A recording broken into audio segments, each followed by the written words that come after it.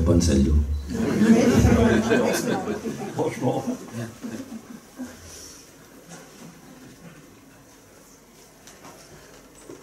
Et alors que j'étais directeur du MUFON Québec et du MUFON Canada, en tant que directeur d'une antenne du MUFON, tu as une certaine responsabilité, c'est de participer aux événements du MUFON international qui se passent tous aux États-Unis. C'est certain, le QG du MUFON est aux États-Unis. À l'origine, c'est en Californie, mais maintenant, c'est rendu dans l'Ohio, Kentucky, dans ce coin-là. Donc, maintenant, je peux y aller en voiture, c'est plus facile. Et on rencontre des personnalités intéressantes avec toutes sortes de bagages. Et souvent, il y a des conférences à l'arrière, mais dans les couloirs, il y a des gens qui ont vécu des choses. Et souvent, moi, j'ai arrêté dans les couloirs, là, je parlais aux jeunes, puis j'entendais toutes sortes de témoignages incroyables aux États-Unis qui n'osent pas vraiment en parler. Je ne sais pas à quel point vous connaissez ces individus-là.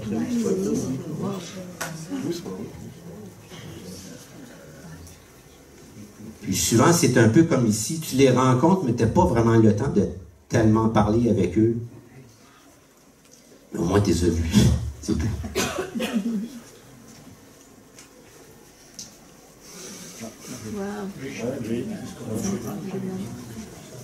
Et lui est décédé, ça fait pas tellement longtemps, Stanton Friedman. Je pense que ça fait quoi, 2-3 ans? Puis à un moment donné, pourquoi j'ai mis ça, c'est pour dire que on va mourir, nous autres aussi, un jour. On n'est pas éternel. Donc, c'est le temps, là, si vous voulez avoir des informations, c'est le temps de rencontrer ces personnes-là avant qu'ils disparaissent.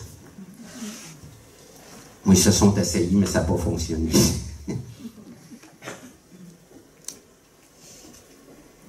Ça, c'est l'année dernière. C'était vraiment bien. Cette année aussi. Je pense que cette année, c'est encore mieux. Non? Il dira ça à la fin. Oui. Franck, il voulait venir. Puis il avait dit là, toi, là, non. Et cette année, le symposium du MUFON, c'est au mois de juillet, du 17 au 20 juillet. Je ne veux pas faire de pub pour eux parce que je crois que c'est presque plein déjà.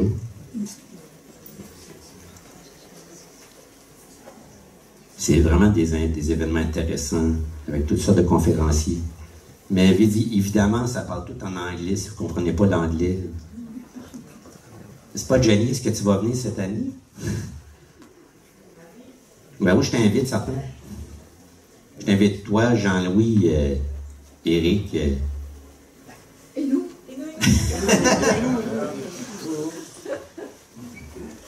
Mais ils sont combien ici? J'ai une grande maison, mais quand même. En visio. Et là, il y a quelques petites précisions que je voulais apporter. Parce que présentement, depuis 2017, là, les portes sont ouvertes toutes grandes. Tu sais, les médias parlent de ça, blablabla. Puis là, il y a même des nouveaux termes qu'ils ont imposés. Mais est-ce que c'est vraiment des extraterrestres qu'on voit? Les espèces de petits êtres qu'on entend parler dans les témoignages parfois. Et ça, c'est bon de faire la distinction de ce que c'est un extraterrestre. J'ai même mis une définition pour mettre ça très au clair. Donc, ça dit le mot extraterrestre, donc extérieur à la Terre.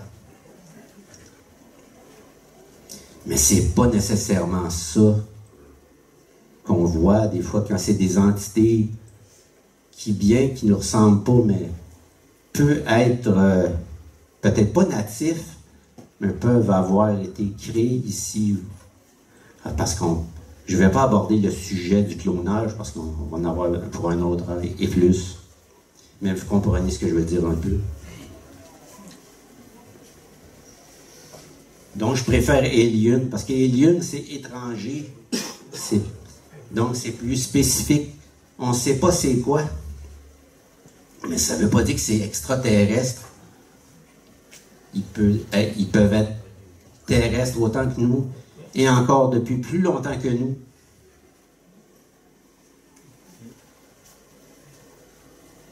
Donc, la définition alien en anglais, personnellement plus approprié. C'est pour ça qu'en anglais, ils vont utiliser plus souvent alien qu'extraterrestrial. Tu sais, les immigrants illégaux, ça c'est des aliens pour eux. Bon. Je sais que Trump en a parlé beaucoup, mais on ne tombera pas dans la politique. Ça, c'est une autre chose. Quand ils sont arrivés avec ça, pan, là, pan, non? OVNI. Objet volant non identifié, c'est pas compliqué. T'as pas besoin de changer de mot. Puis le pire, c'est un de ceux qui a contribué à ce changement de nomenclature-là, c'est Richard Haynes, qui a participé au rapport Haynes-Gannett, publié en 92, puis dans ce livre-là, parce que eux, ils ont vraiment bien fait une grosse recherche au niveau de l'OVNI de la place Bonaventure, surtout sur la photo, pour dire non, c'est pas une méprise d'un phénomène lumineux quelconque, ni même d'une réflexion. C'est vraiment un objet, donc c'est un OVNI, un objet, c'est pas un phénomène. Donc, c'est ça qu'il dit dans son site NORCAP, Richard Haynes. C'est quand on a fondé le NORCAP en 99, on a adopté le terme des phénomènes aériens non identifiés. Donc, ça revient à PAN pour nous. Les autres, c'est UAP. Ils sont partis là-dessus. Moi, mon problème avec ça, c'est en raison du mot phénomène. Parce que phénomène, ça veut rien dire ou ça veut tout vouloir dire. Encore une fois, j'ai mis une définition juste pour mettre des choses au clair.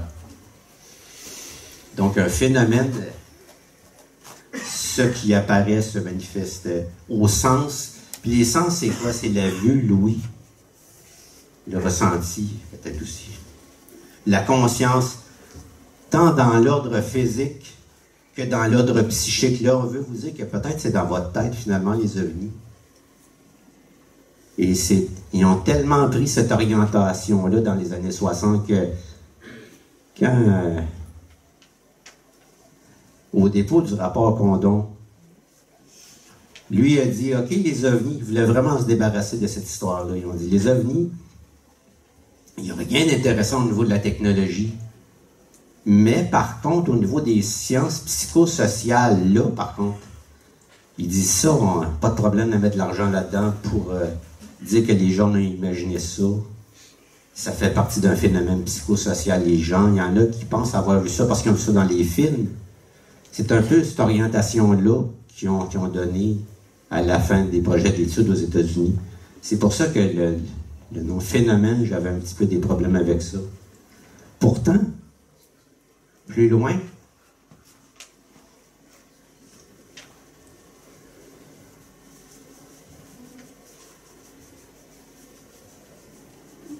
et qui peut devenir l'objet d'un savoir. Le savoir, c'est la connaissance, c'est ça la science. Et je sais que souvent les gens, non, l'ufologie, c'est pas de la science du tout. Personnellement, je le vois comme une science à part entière. J'ai fait de la science et ça c'en est. Parce que pour avancer dans ça, tu dois avoir une méthodologie. Et si tu n'as pas de méthodologie, tu n'arriveras à rien. Donc, une méthodologie, après ça, tu rencontres des témoins. Et là, c'est important d'avoir ta méthodologie. Et donc, oui, l'ufologie, ça peut être une science.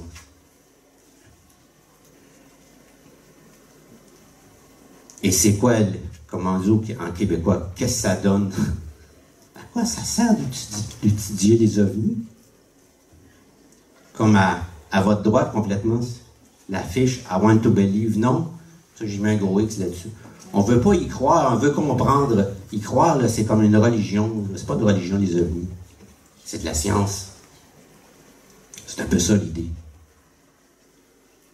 Et même le MUFON, c'est pour ça que j'ai adhéré immédiatement à la structure du MUFON aussi, à leur façon de penser. C'est la connaissance acquise des enquêtes de terrain peut servir pour le bénéfice de l'humanité, c'est le slogan du MUFON. Oui, c'est bien beau, mais c'est quoi les bénéfices? Au niveau de la science, de la technologie, de l'énergie. Et à un moment donné, même certains disaient que c'est peut-être pour ça qu'ils gardaient le secret absolument, parce que les grosses industries énergétiques, du pétrole, etc., ne veulent vraiment pas que cette technologie-là soit utilisée à notre échelle, parce que eux, ils feraient plus d'argent. Ici, c'est ça, l'EDF. EDF, ça coûte cher. Imaginez-vous que ça ne coûte plus rien. Qu'est-ce qu'on va faire? Eux, qu'est-ce qu'ils vont faire pour ramasser de l'argent? Et là, on peut arriver à un autre niveau, au niveau de la spiritualité, de la philosophie. C'est quand, comme on dit, voyager, ça forme la jeunesse. Pourquoi? Parce que tu rencontres d'autres cultures, d'autres personnes qui ont vécu d'autres expériences. Imaginez-vous si notre civilisation commençait à être en contact avec des civilisations d'ailleurs. La richesse de l'échange, de l'ouverture, de la philosophie. Puis eux ont peut-être d'autres choses à nous apprendre. Parce que moi, ce que je suis convaincu, c'est qu'on est rendu à un autre niveau, notre civilisation. Donc, avec un petit... non, il va pour le vrai, là c'est vrai, devenu la place pour l'aventure. Parfait, vous prêts? Donc, ce qui s'est passé, donc ce que je vais parler tantôt, à gauche, c'est le rapport Haynes-Guénette. Eux, le rapport, ont fait un très bon travail de reprendre toute la chronologie des événements. Donc, vers 19h15, selon ce rapport-là, une touriste américaine qui était dans la piscine sur le toit de l'hôtel de la place Bonaventure, elle a revu ça en premier. Ça aurait été elle, le premier témoin. Ensuite, elle a visé la sauveteuse piscine, Lynn Saint-Pierre.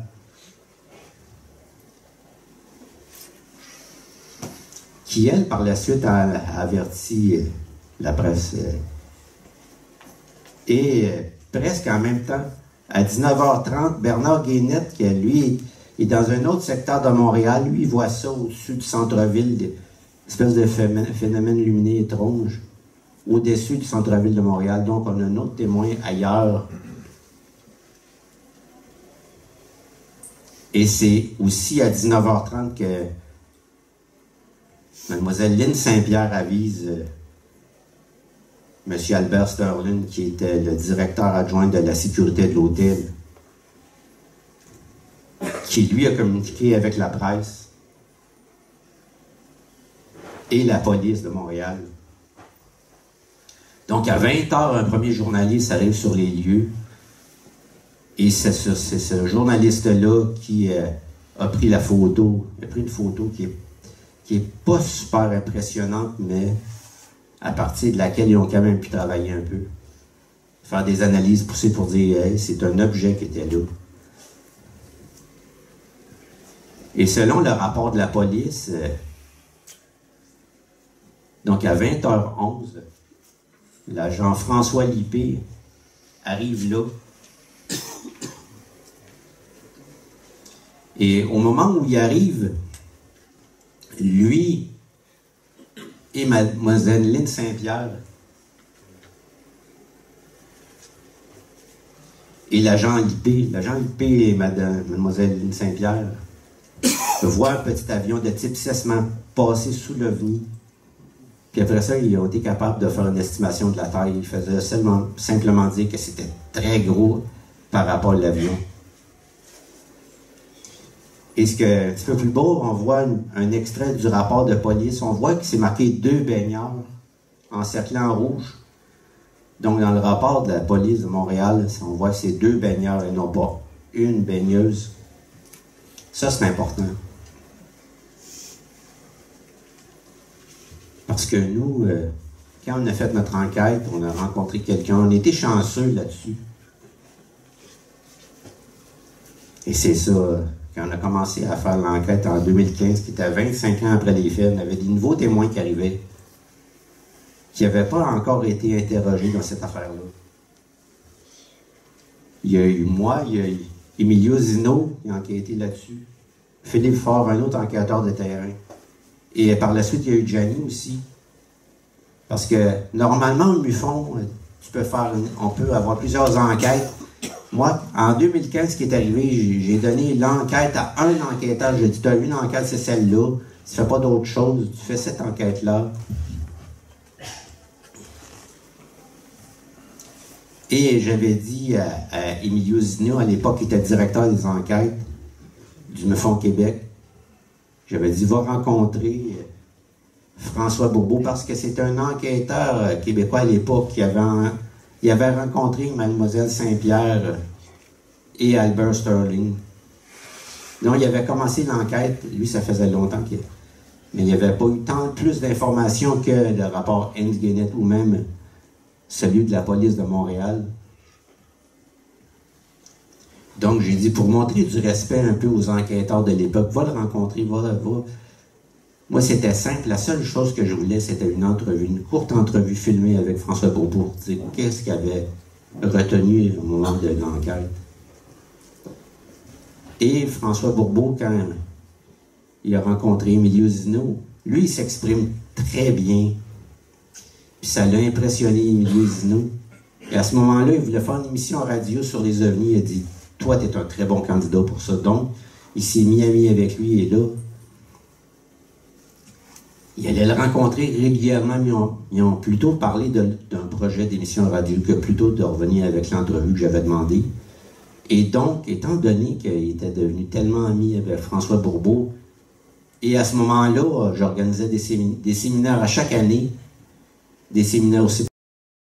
Comme ici, un peu, on partage l'information. Il avait dit, là, tu dois avoir François Bourbeau dans tes conférenciers, mais c'est des horaires très, très serrés.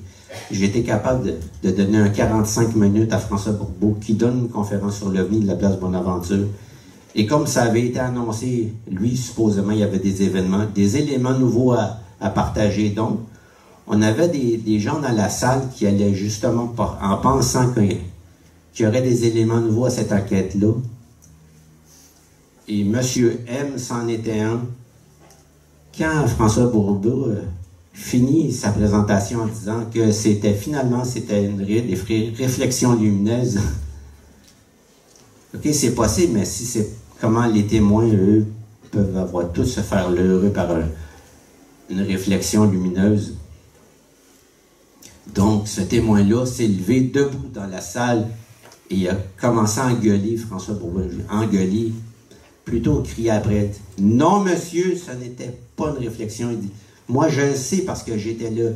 Lui, il était dans la piscine, il était deux dans la piscine. Vous vous rappelez le fameux rapport de la police de Montréal, c'était marqué 2 baigneurs, c'était ça, c'était lui puis un autre. Et donc, je l'ai calmé. J'étais le voir, j'ai dit, je vais vous rencontrer plus tard. Là. Et c'est ce que j'ai fait, je l'ai rencontré. Là, j'ai écouté son témoignage qui était très, très intéressant. Là, il y avait des détails que personne n'avait entendus avant. Lui, c'est à 18h45, donc c'est avant, c'est au début. Donc, c'est vraiment le premier témoin. Lui, il a vu arriver ça.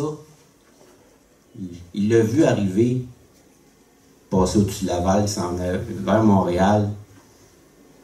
Puis, son ami avec qui il était dans la piscine, son ami était dos à l'OVNI qui s'en venait. Donc, il a dit, tourne-toi, regarde ça. Donc, les deux ont observé ça. Là, on est au mois de novembre, au Québec, il fait froid. Il dit, c'est intéressant, mais on a commencé à avoir froid. Là, donc, il a vu ça arriver. Il dit, on va sortir de la piscine, on va aller changer, on va prendre une douche. Puis on va revenir pour regarder ça, parce que quand c'est arrivé, ça s'est stationné directement au-dessus de la piscine de l'hôtel Hilton de la place Bonaventure. Eux étaient aux premières loges, mais ils commençaient à avoir froid. Ils disaient, on va prendre une douche. Sans savoir que c'était pour rester là pendant 2 heures de temps. Et quand Emilio Zino a continué son enquête. Il est tombé sur un nouveau témoin encore. Et là, l'autre témoin d'avant, qui était M. M, quand j'avais fait l'entrevue avec M. M, j'avais décelé quelques indicateurs d'enlèvement. Peut-être que les gens n'ont aucune idée c'est quoi ici les enlèvements. Ça, les enlèvements, il y a des indicateurs. Quand tu deviens enquêteur, à un moment donné, tu commences à les connaître. Et Florien aussi avait des indicateurs d'enlèvement. Et là, ça fait 2 témoins avec des indicateurs d'enlèvement. Il y en a plus que ça. Lui, c'était un chauffeur d'autobus de Société de transport de la Rive-Sud de Montréal qui faisait un circuit qui allait jusqu'au centre-ville de Montréal. Lui, il a vu ça. Et là, ce qu'on voit, il est en train de donner la dimension. Ses mains, c'est la largeur du bâtiment de la place Bonaventure. Et l'OVNI qui est derrière lui, en arrière-plan, c'est son estimation de la taille de l'OVNI. Il dit ça, il dit c'est la dimension de l'OVNI versus. Donc, c'était très grand.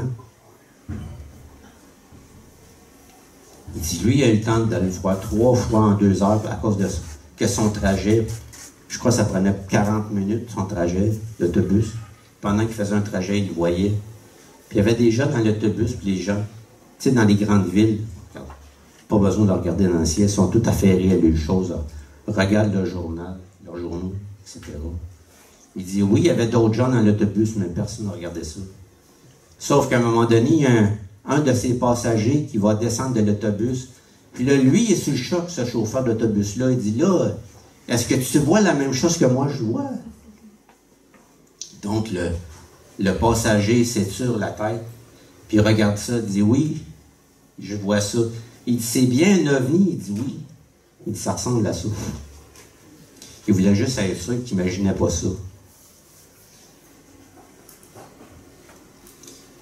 Et là, comme on le voit, il commence à avoir de plus en plus des témoins, des nouveaux témoins. Donc, on comprend que c'était peut-être un peu plus qu'une simple réflexion. Ici,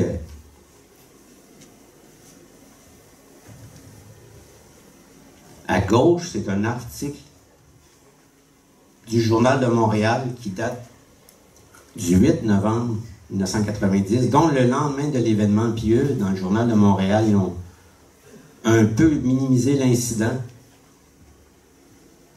en mettant l'accent sur certains points spécifiques en disant ici on a un astronome chevronné qui a dit que peut-être c'était juste une aurore boréale. Ça commence bien. Et à droite, c'est un extrait du rapport de la Gendarmerie royale du Canada. C'est la dernière page d'un petit rapport de 3 pages qui dit le contrôleur de la tour de l'aéroport de Montréal a dit que peut-être c'était un phénomène de réflexion lumineuse. Donc, lui a adhéré à ça tout de suite, l'enquêteur de la GRC. L'expérience des contrôleurs voudrait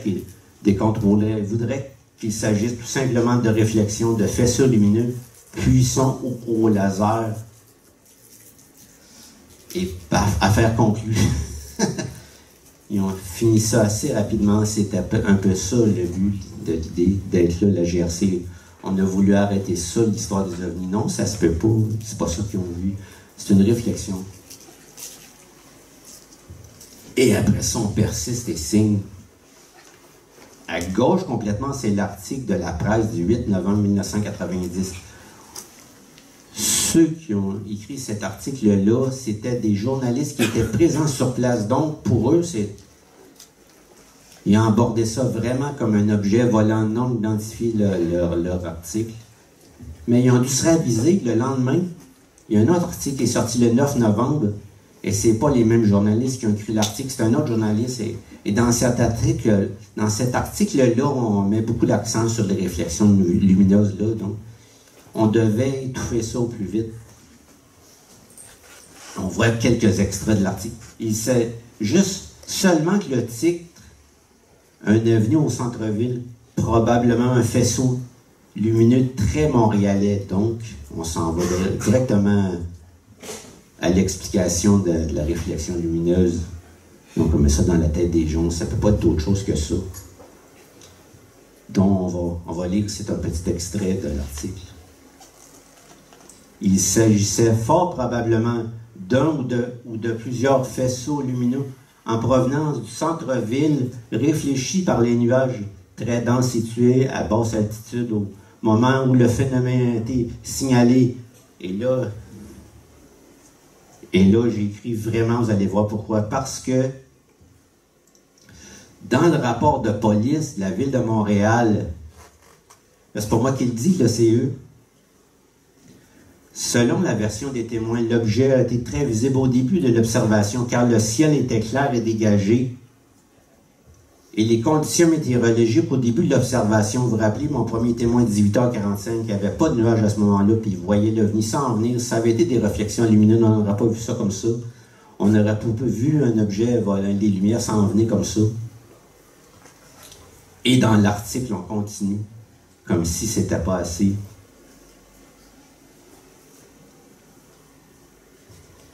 Et on en rajoute. On veut orienter le lecteur à comprendre ou croire que c'était... Et pour ce qui est des radars, là, je ne vais pas tout vous lire le texte, mais tout ça, c'est dans le livre en passant. Pas des images, mais...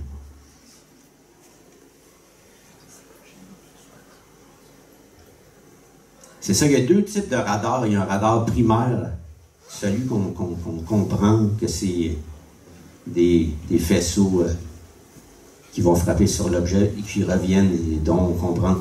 Puis quand le radar détecte quelque chose, là, on enclenche le radar secondaire. Donc c'est là qui est transpondeur, qui renvoie un signal qui va te dire c'est quel avion... toute l'information nécessaire, mais l'OVNI, il n'y a pas de transpondeur, lui. Et quand c'est des aéronefs qui sont en composite, là, le radar, c'est un petit peu plus difficile. On comprend que c'est pas tous les matériaux que le radar peut réfléchir. Puis si on pense que c'est des êtres qui sont en avance technologique, une affaire de plusieurs centaines d'années, peut-être même. Ça n'est plus rapport les anneaux, ça peut être beaucoup plus que ça. Et on comprend, parce que selon l'histoire, les gens du radar disaient, nous, on voit rien, on voit rien, on voit rien. Ils ont même dit ça à la GRC et à la police de Montréal. C'est pour ça que dans le rapport de la GRC, il dit, eux, ils n'ont rien vu. Mais ils disent que ce que vous voyez, vous autres, c'est des réflexions lumineuses. Donc, le gendarme de la GRC a dit, OK, si eux ne voient rien, donc il faisait confiance aux techniciens radar.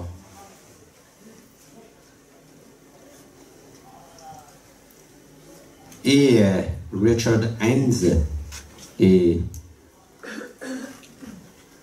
M. Guénette ont fait un rapport en analysant les photos du journaliste Marcel Laroche. Et ce qu'on voit à gauche, c'est un peu la signature optique de l'objet. Donc, ce qu'on comprend, ça ne peut pas être des réflexions. On voit, c'est pour ça qu'eux disent... Oups.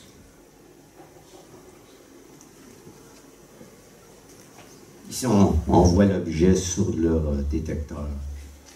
L'évidence de l'existence d'un grand objet silencieux, hautement inhabituel, est indiscutable, tel qu'il a été question pour d'autres cas.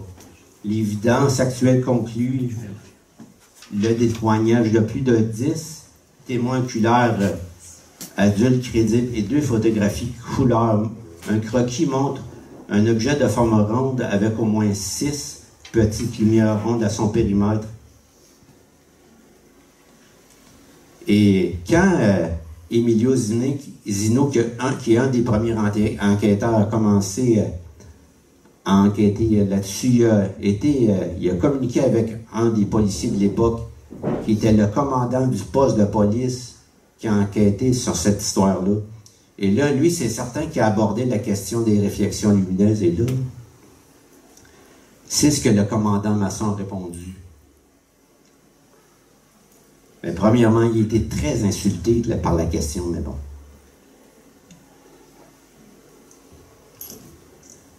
Il dit, je sais ce que j'ai vu. Et ce n'était pas une réflexion. C'est ça, les témoins qui ont vu ça.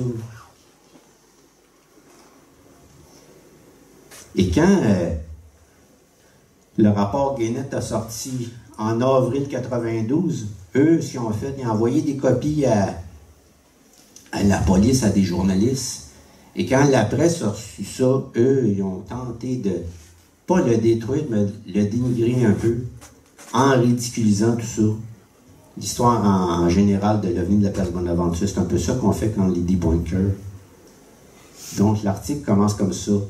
On voudrait tellement y croire aux visiteurs du cosmos, à ces êtres intelligents un peu Spock, un peu dit, techniquement si avancés que leur vaisseau se déplace silencieux, rapide, précis, puis demeure suspendu au-dessus de nos têtes, par exemple au-dessus de la place Bonaventure. Donc on comprend que cette histoire-là, on tentait de la discréditer. Et ça, les témoins, certains des témoins, c'est ce qu'ils ont dit, qu'ils ont vu, à quoi ça ressemblait. C'est la référence qu'il y avait dans les années 90.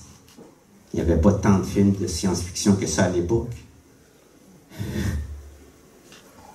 Ça, c'est une des meilleures représentations selon les témoins. C'est quand même impressionnant, tu vois ça au-dessus de ta tête. Et on dit non, c'est des réflexions lumineuses. Et c'est certain, quand on regarde la photographie, c'est pas la même chose, mais il faut comprendre qu'il y a des nuages là, qui se sont formés au moment de l'observation. Et c'est avec cette photo-là que Heinz et Guénette ont fait l'analyse, qui ont été en mesure de déterminer que c'était un objet solide et non pas des réflexions à travers les nuages. Et quand les témoins interrogés qui ont vu ça avant la formation des nuages, on voit que leurs croquis sont quand même assez similaires. C'est un ovale avec environ 8 lumières, petites lumières qui fait le tour, et des faisceaux lumineux horizontaux. À droite, complètement, c'est le croquis de M. M que j'avais rencontré. Et à gauche, c'est Lynn Saint-Pierre. Et en haut, à gauche, c'est l'officier François Lippé, qu'on voit que 7-8 lumières autour d'un ovale avec des faisceaux horizontaux. Marilyn Nemiroff, que Jenny avait rencontrée, elle a fait un croquis, ok, elle est peut-être pas très bonne en dessin, mais bon, elle avait même fait une estimation de la taille de l'OVNI. Elle avait dit que ça avait 500 mètres de diamètre par 500 mètres. Oui, 500 mètres, c'est pas mal gros. Puis elle a fait une description visuelle que c'était immobile, c'était directement au-dessus de la piscine de l'hôtel. Et en plus d'avoir fait l'analyse de la photographie, comme c'est des scientifiques que chez Heinz, ont utilisé une méthodologie qu'on utilise les enquêteurs de terrain pour essayer d'estimer la taille d'un objet qui est, le témoin te dit, ok, ça avait peut-être telle dimension. Oui, mais si tu le mets à bout de bras, c'est à quelle dimension? Et c'est comme ça qu'ils ont avancé pour essayer d'estimer la taille de l'objet. Et selon le calcul angulaire de l'estimation à bout de bras, ça donne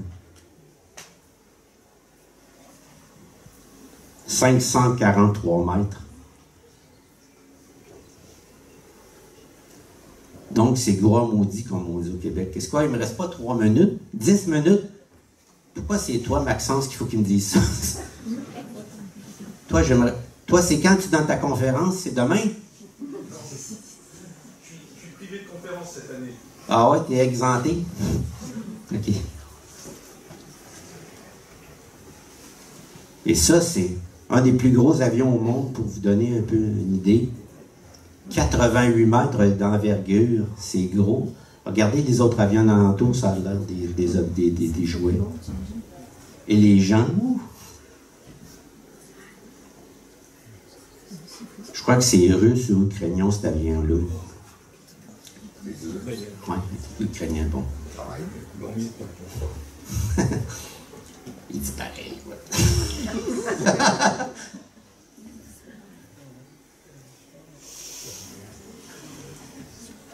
Et ce qu'on a vu, c'était pas le seul à avoir été observé.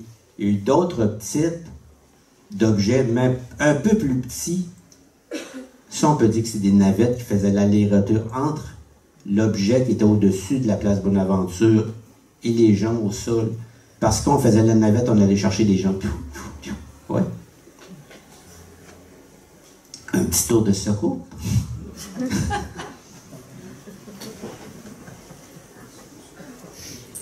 Et en avançant dans cette enquête-là, j'ai trouvé... On a toujours des témoignages corroborants quand on est patient, puis on attend. Et à un moment donné, j'ai trouvé ça dans mon enregistrement, dans mon téléphone. J'avais enregistré ça. Puis je me suis mis à écouter ça, je l'ai envoyé à Jenny. C'est l'année passée, juste avant de venir ici, j'ai envoyé ça. Je sais pas si tu l'as écouté. Ouais, c'est grave.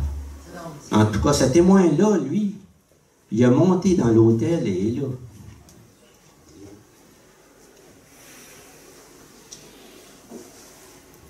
Lui a vu ça à partir d'une des fenêtres de l'hôtel.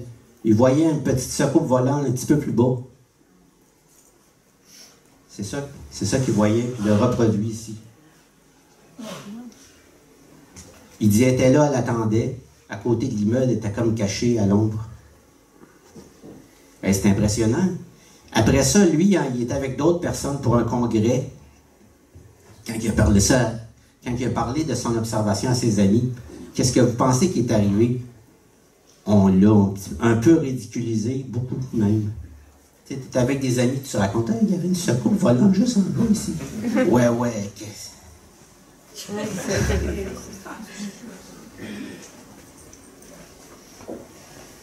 qu'est-ce que tu veux? Je viens t'emmerder. On t'a envoyé le laser dans les yeux.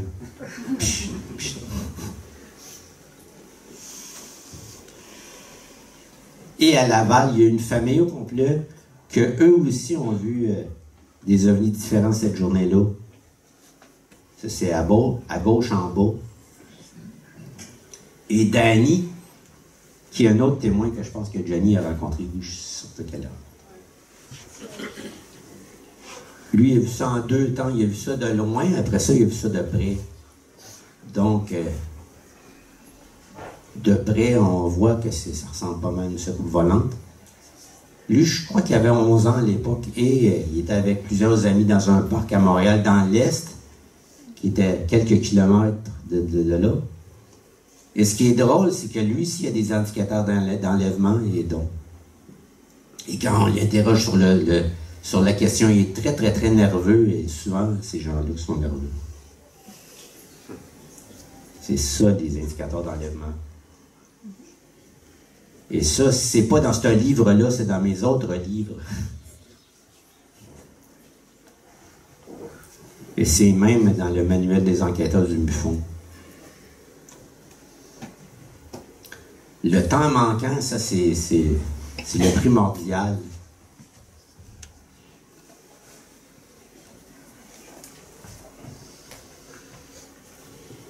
Donc, ça nous amène à penser que peut-être beaucoup de gens qui sont fait enlever, à ce moment-là, on appelle ça un enlèvement de masse.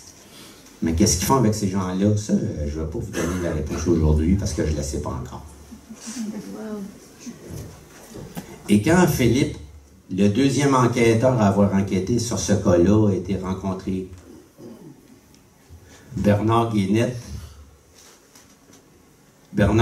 s'est énervé. Il a dit, pourquoi t'enquêtes là-dessus? De toute façon, c'est un cas d'enlèvement de masse. Il était très énervé. Il n'était pas à l'aise d'en parler. Parce que ça semblait lui faire peur un peu. Mais c'est fini d'avoir peur. Nous, on veut savoir. Et on a eu d'autres témoignages qu'à un moment donné, c'est commencé à être un petit peu élevé. Là, les gens sont dans le secours puis ils voient Montréal du haut des airs avec d'autres gens. Puis ça, c'est un des témoins que Philippe avait rencontré. Il l'avait mis de côté parce qu'il trouvait que c'était un peu trop. Mais quand j'ai entendu ce témoignage-là de Philippe, je lui ai dit, appelle-le, demande-lui c'est quand qu'il a eu cette expérience-là. Là, il a pris son téléphone puis il l'a appelé. Il dit immédiatement. Il dit, je me rappelle plus la date exacte, mais je me rappelle qu'il y avait une joute Canadien-Boston cette soirée-là. Et nous, on s'en allait aux Archives nationales à Ottawa. Et quand Philippe est arrivé là, tout de suite, il est sorti les journées de l'époque. Et il a trouvé justement qu'il y avait une joute Canadien-Boston. Mais les Canadiens ont perdu, mais c'est pas grave. Donc, on appelle ça des évidences corroborantes. C'est le témoin ne se rappelle pas de tout. La date spécifiquement, mais ça peut donner la date assez spécifique. Et on avait un autre témoin que j'avais rencontré, que j'avais interrogé dans cette histoire. C'était pas en lien avec l'OVNI de la place Bonaventure au début. C'était ce qu'on appelle un élément déclencheur. Elle a vu un OVNI, puis tout ça, après ça, ça l'a fait revenir plein de souvenirs. Ça, ça en est un indicateur d'enlèvement. C'est des gens, c'est tout enfoui dans leur mémoire. Puis des fois, c'est une chose qui va tout déballer. Ça va tout ouvrir les autres histoires qui sont gardées en arrière-plan dans leur conscience. Et elle, c'était vraiment... Hier, j'en ai parlé dans le direct de cette histoire-là. C'était vraiment incroyable, là. Elle était 5 minutes. Mais je vais être capable. Pas de problème. Mais Maxence série comme malade.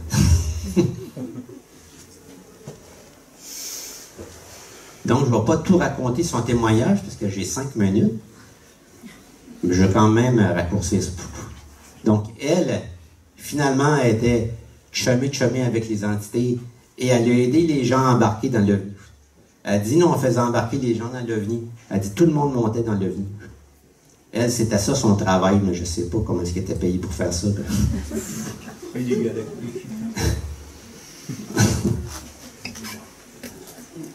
Et ça,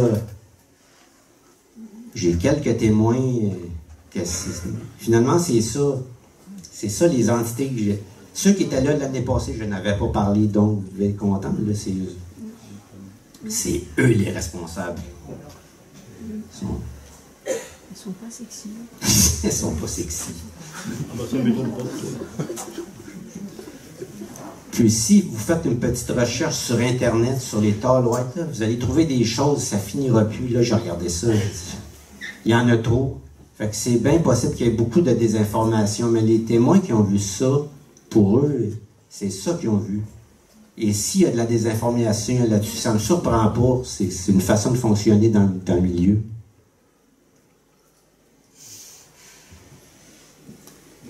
Petit parallèle peut-être avec la vague belge, avec aussi les Lumières de Phoenix et peut-être l'événement du 5 novembre 1990, dont je commence à me familiariser parce que je n'avais jamais entendu parler de ça avant qu'il y a quelques mois.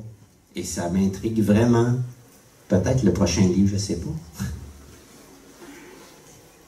Parce que quand on regarde ça, on voit que c'est semblable, c'est des observations. Les gens ont été plusieurs à voir ça et les autorités ont rapidement intervenu pour soit discréditer, pour amener vers des pistes plus conventionnelles, pour écarter la thèse extraterrestre. Et le gouverneur d'État, c'est lui qui avait organisé une espèce de conférence de presse pour dire hey, j'ai trouvé les coupables des Lumières de Phoenix et voici, et donc là, ils ont déconné vraiment beaucoup pour dire que c'est. Ils ont ridiculisé les gens, les témoins, après ça, ils ne parlaient plus, ils ne voulaient plus parler, ils vont se faire ridiculiser. Et les médias, c'est ce qu'ils ont fait, ils ont ridiculisé. Après ça, il a écrit un long texte pour dire finalement, mea culpa, mea culpa. Oui, j'ai vu ça. Lui aussi, il l'avait vu. Oui, Charles-Maxence. As-tu un micro? On est synchronisé. Oui, time.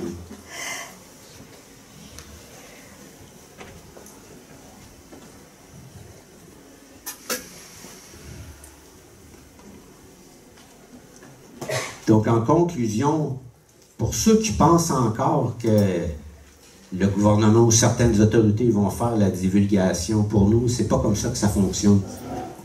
C'est nous qui devons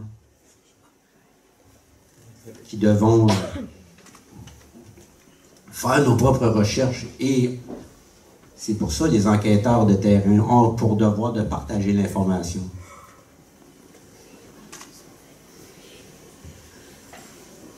Donc, selon moi, on s'en va vers un nouveau paradigme et c'est à nous d'avancer là-dedans.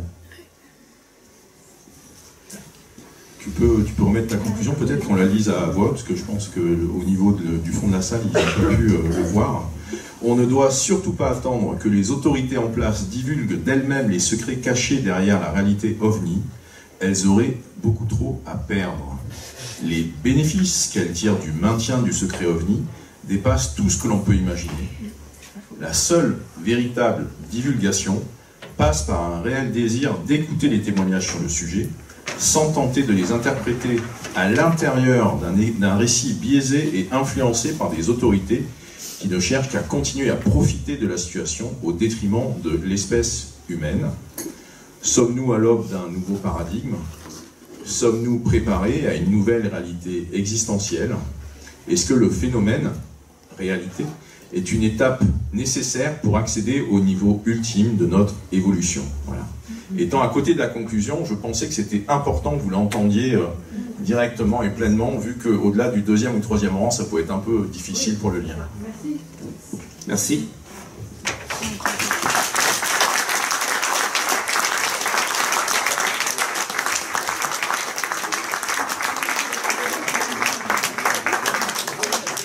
Vous pouvez continuer à applaudir hein, si vous voulez pour Marc. Hein, voilà.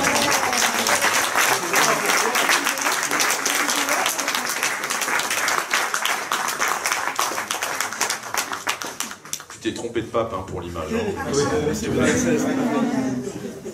Non, j'aurais aimé mettre une revue LDNL, mais je ne suis pas bon en Photoshop, etc. Merci Marc de cette présentation et notamment des développements sur la perspective, enfin, qui peut être assez incroyable, et pourtant les indices sont là, d'un enlèvement de masse, de toutes ces dimensions-là que tu n'avais pas pu développer dans le passé. Et donc peut-être qu'on peut montrer l'ouvrage, si tu veux bien montrer ton livre un petit peu. Jean-Louis, tu nous mets un peu de lumière, s'il te plaît. Juste un côté, voilà, très bien. C'est bien, une télécommande humaine, quel chef d'équipe. Et donc voilà.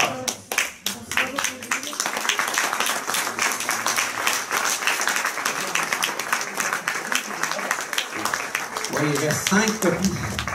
Voilà, donc c'est un ouvrage que Marc nous a ramené. On en a la primeur ici au sein du Fest OVNI, comme nous avons eu la primeur l'an dernier de la présentation de ce cas. Donc on va prendre peut-être, c'est l'heure de la pause, on va prendre 5 minutes de questions tous ensemble.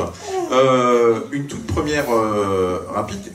Qu'est-ce que le MUFON, en général, le MUFON anglo-saxon, US, pense de ce cas et pense de cette enquête au long cours que tu as pu mener de 2017 jusqu'à maintenant?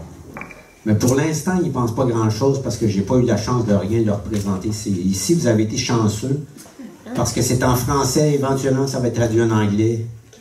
Et après ça, je vais pouvoir te répondre à ta question. Merci. Alors, on va passer aux questions. Est-ce qu'il y en a un ou deux parmi vous qui auraient une question? Oui, une personne. Je sens que la pause a envie de vous amener dehors et de respirer là. Au-delà de cette magnifique aventure là, que vous nous avez rapportée, ce que j'aimerais savoir, c'est qu'est-ce que vous pensez actuellement des divulgations, notamment de la part des militaires, de la Navy, etc., auxquelles on assiste de plus en plus aux USA? Merci. Excellente question, merci. Ce que j'en pense, c'est... d'ailleurs, j'en parle à la fin de ce livre-là. Il y a une section complète où je parle aussi des audiences du Congrès. Vous avez entendu parler de ça ici, j'imagine un peu aussi, avec Louis Elizondo, etc. Toutes ces personnes-là qui ont commencé à apporter des témoignages et vers où ça va. Donc, là-dedans, c'est ça, j'explique que finalement, tout ça, c'est comme pour reprendre le contrôle du narratif qui est en train de perdre. Là, il y a trop d'ufologues, peut-être, à leur goût, puis ils voudraient dire, eux, écoutez-les pas, ils ne savent pas ce qu'ils disent. Mais nous, on le sait. Nous, on sait ce qu'on dit, vous pouvez nous écouter. L'idée, c'est un peu de reprendre le contrôle du narratif OVNI pour qu'éventuellement, quand ils vont arriver, parce que, je ne veux pas faire mon prophète, mais bon. Son prophète. C'est pas ça que j'ai dit. Si, mais ça faisait profite avec l'accent, voilà. Merci. Ah, vas-y. Oui, c'est ça. Merci, mon estimé. On est filmé en plus, on ne peut pas trop déconner quand même. Ça sera pas censuré. Pas de censure. Ok. Mais c'est parce que je veux être réinvité. Oui, donc tu voulais dire que tu ne veux pas faire ton prophète, mais... Et personnellement, je pense qu'on s'en va vers une époque où on va en voir beaucoup plus. Et à un niveau, puis comme mon cousin Martin qui est ici, si vous n'avez pas compris des choses, vous pouvez aller le voir, puis lui, il va traduire ça. Hey, tu vas pas lui donner la parole parce qu'on n'a pas fini. Lui, ça ne sera pas 5 minutes. Voilà. Au moins, comme ça, c'est dit. Je rejoins tes analyses sur le narratif. J'ai pas terminé. Ah, je pensais que tu avais terminé. Bon, bah d'accord. OK, ce que je pense, c'est qu'il va y avoir beaucoup d'observations. Et c'est comme lui, il me dit à un moment donné, il dit maintenant, tous les gens ont des téléphones, des iPhones, sont capables de prendre des photos. Donc, on peut se ramasser à avoir des preuves de ça aussi. Parce que, personnellement, les témoignages, pour moi, c'était suffisant. Mais les gens, ils veulent des preuves. Mais c'est quoi une preuve? Personnellement, je pense qu'un témoignage, ça peut être une preuve d'ailleurs. Tu sais, en cours criminel, tu peux avoir la preuve testimoniale. Donc, un témoignage, c'est une preuve du point de vue de la loi. Pourquoi pas dans les ovnis aussi, dans l'ufologie? Ce que je pense, c'est qu'on va avoir beaucoup d'observations. Et ces observations vont peut-être probablement être quelque chose qui va ressembler à la vague des années 50. C'est un peu ça ce que je pense. Et eux le savent très bien. Et donc, eux vont pouvoir prendre le contrôle sur tous les cas d'observation. Dire, regardez, à tel endroit, ce qui s'est passé, il ne s'est rien passé. Donc, c'est mon humble avis là-dessus. Je poursuis avec, il y a quand même eu là, la vidéo, là, je ne sais pas ce qu'elle vaut, de Jack Barber par rapport à l'OVNI en forme d'œuf lorsqu'il était pilote d'hélicoptère. Là, on a la personne qui a travaillé au Pentagone qui vient d'être interrogée par Georges Knapp et Jérémy Corbel concernant le projet Immaculate Constellation. Mais par rapport à cette vidéo-là, justement, de la façon que c'est fait, il y en a beaucoup qui ont été capables de remettre en question que peut-être c'est un trucage, etc. Donc, on s'en va directement vers ce que je disais. C'est parce qu'ils sont conscients qu'ils vont en avoir des preuves et des témoignages, et on va commencer à dire. Donc, on attire l'attention des gens vers là, en disant, nous, on a la vérité là-dessus, pas de problème, on vous raconte de la merde depuis 50 ans, mais là, on voulait dire la vérité. C'est un peu ça. Mais c'est hors congrès, ça. Ben, la dynamique qu'on voit depuis 2017 et donc depuis 2020 et donc depuis 2021 avec les premières auditions publiques au Congrès, c'est que les révélations se font d'abord par la presse ou indirectement et via des canaux choisis, suffisamment retentissants, plus forcément officiels, parce que le travail a été fait, mais en tout cas via des réseaux UFO qui ont beaucoup d'audience. Et puis 6 mois plus tard, ces personnes-là sont invitées au Congrès. D'accord?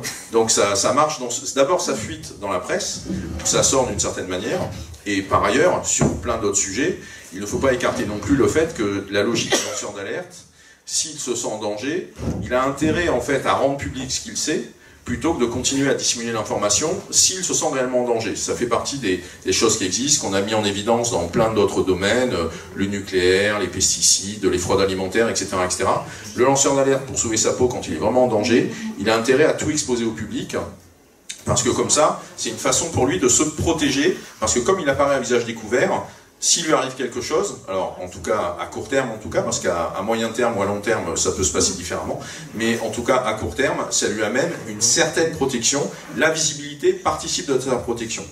Et après derrière, on va avoir les auditions du Congrès, en tout cas c'est ce qu'on voit avec Elizondo, avec Gallaudet, avec d'autres qui ont pu être, avec Grush aussi, surtout, on voit qu'il y a d'abord la fuite dans les médias, publiquement, et derrière, il devient officiellement invité lors d'une table ronde du Congrès, donc ça marche dans cette séquence-là. Donc on va voir si Barber ou d'autres seront invités dans 8 mois, dans les prochaines auditions du Congrès. Tout ça, c'est une super série télé qu'on peut se régaler devant en étant dans notre canapé avec le popcorn, quoi, hein, c'est clair.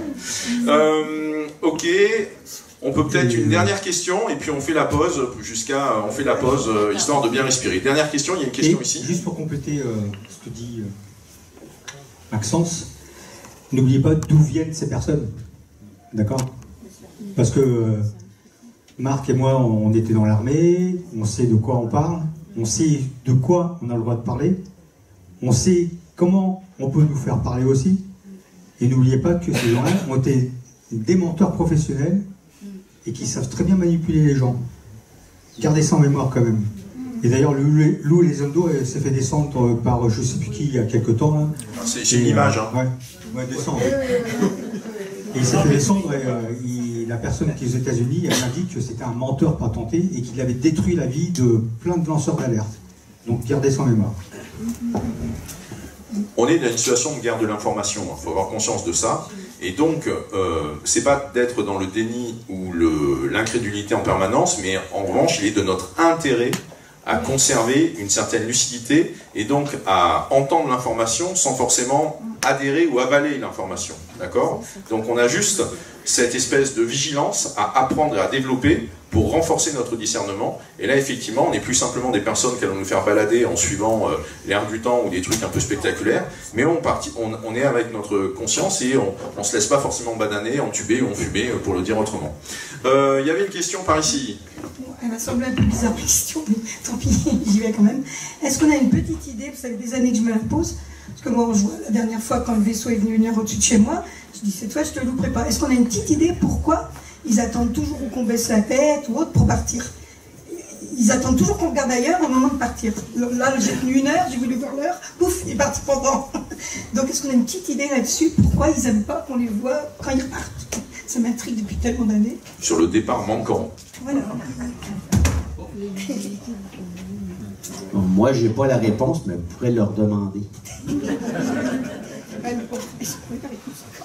Et c'est pas toujours le cas. Pas toujours, hein. Non. Parfois, ça paraît bizarre.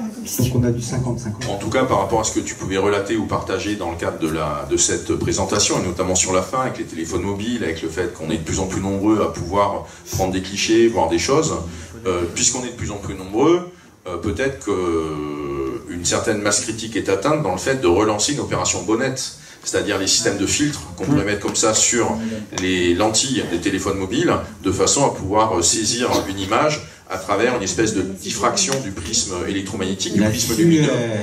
Si je peux t'interrompre, je vais t'interrompre. Mais bien sûr, vas-y. Un autre cas dans les Laurentides, ça s'appelle l'OVNI de Saint-Adolphe d'Howard. C'est dans les Laurentides. Et puis le témoin a pris une photo, c'est un ovni triangulaire.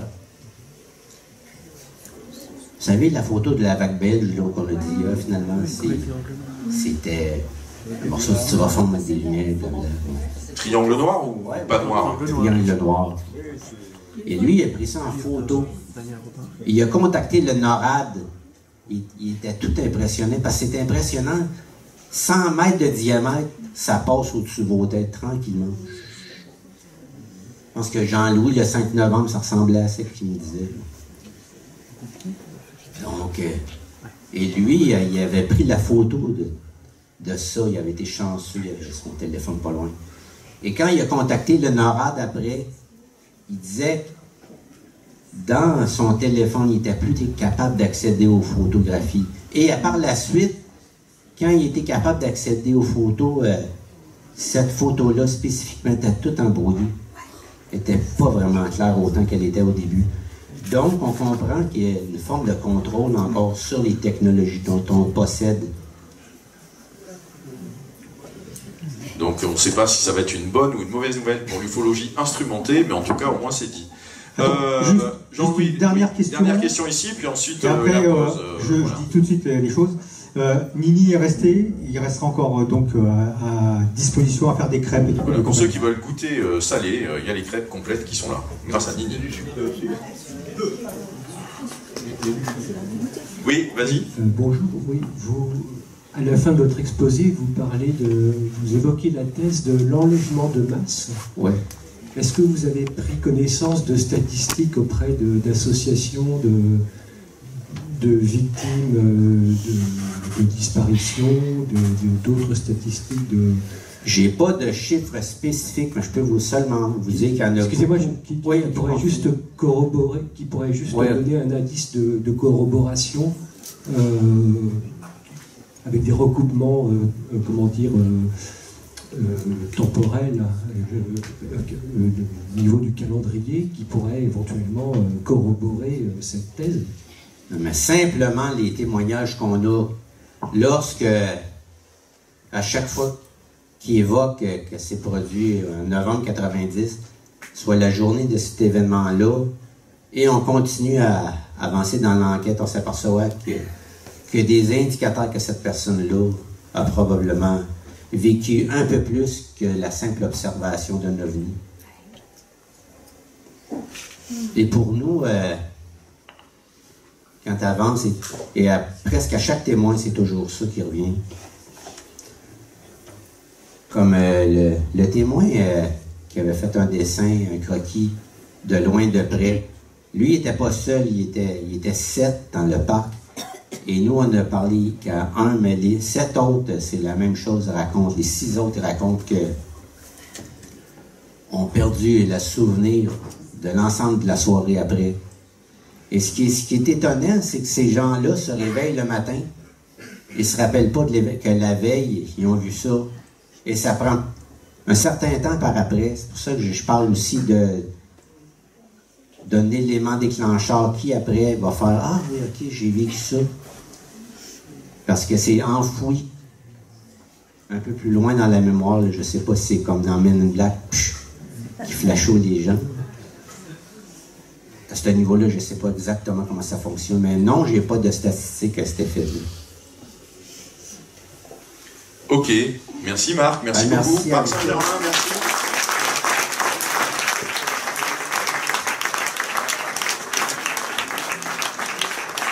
L'envoyé spécial du Québec qui est venu jusqu'ici nous raconter tout ça grâce au Fest OVNI et grâce à Jean-Louis et à Gianni.